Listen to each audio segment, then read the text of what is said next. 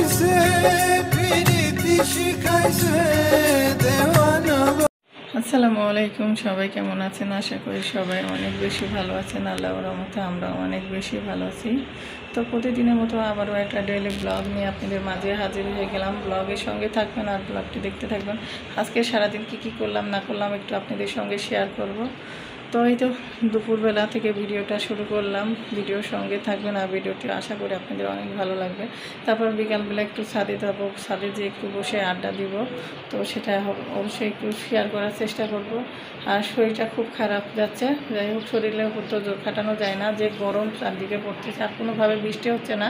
বৃষ্টি না হওয়ার কারণে কিন্তু শরীরটা খুবই খারাপ যাচ্ছে। কারণ শরীর এত পরিমাণে রোদের তাপটা কিন্তু মানে কোনোভাবে মানা যাচ্ছে না। এখন তাও তো আজকের একটু ওয়েদারটা একটু ঠান্ডা ঠান্ডা, রোদের তাপটা একটু কম, কারণ একটু মেঘলা মেঘলা আকাশটা আছে। আজকের বাইরের প্রকৃতিটা শেয়ার করব ছাদে যাওয়ার পরে, অবশ্যই সঙ্গে থাকলে দেখতে পাবেন। আর ভালো লাগলে অবশ্যই ইউটিউব চ্যানেলটি সাবস্ক্রাইব করবেন, ফেসবুক পেজটি ফলো করবেন আর আমাদের জন্য দোয়া করবেন।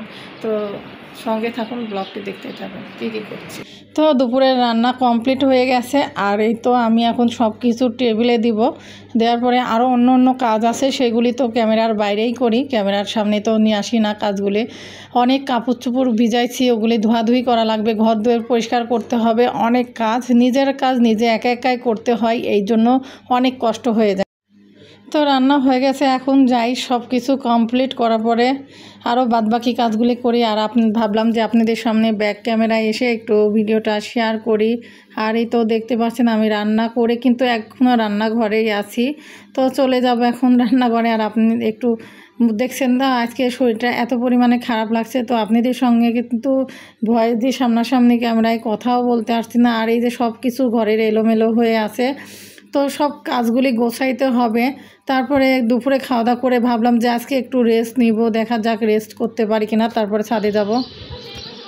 এই তো এদিকে ছাদে এসে দাঁড়িয়ে আছি আর ভাবলাম যে আপনাদের সাথে সেইভাবে গল্পও করতে আসছে না, অনেক লোকজন আছে, এই জন্য ছাদে গল্পও করা যাচ্ছে না।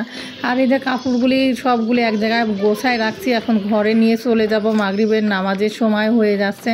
আর এই যে দেখতে পাচ্ছেন একেবারে অন্ধকার হয়ে আছে, আকাশে মেঘ হয়ে আছে, বৃষ্টিটা হলে খুবই ভালো হয়।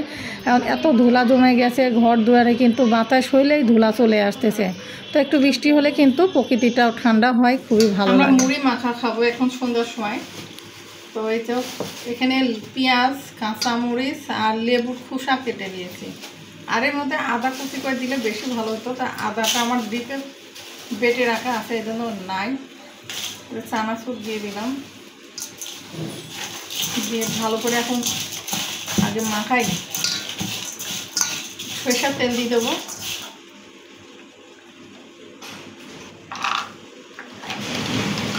মুড়ি মাখাতে কিন্তু তেল না হলে কিন্তু ভালো লাগবে না। তোরা মুড়ি চানাচুর মাখাতে মুড়ি না মিশাতে আমরা খাওয়া শুরু করে দিচ্ছি, খুব ভালো লাগছে। মুড়ি দিয়ে দিচ্ছি, হ্যাঁ ভালো করে এখন মাখালি।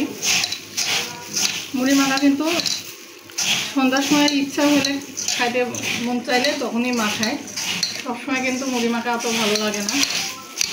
আজকে খাইতে মন চাইছে তো জন্য মাখালাম। যাই হোক, তো আজকের ভিডিওটা কেমন লাগলো অবশ্যই কমেন্ট করে জানাবেন। ভালো লাগলে অবশ্যই পেজটি ফলো করবেন আর ইউটিউব চ্যানেলটি সাবস্ক্রাইব করবেন। তো ওইদিকে তো চা বসিয়ে দিয়েছি। যাই হোক, এখন আর ভিডিওটি বেশি বড় করছি না, এই পর্যন্তই। সবাই ভালো থাকবেন, সুস্থ থাকবেন, আমার ফ্যামিলির জন্য দোয়া করবেন, আমার জন্য দোয়া করবেন।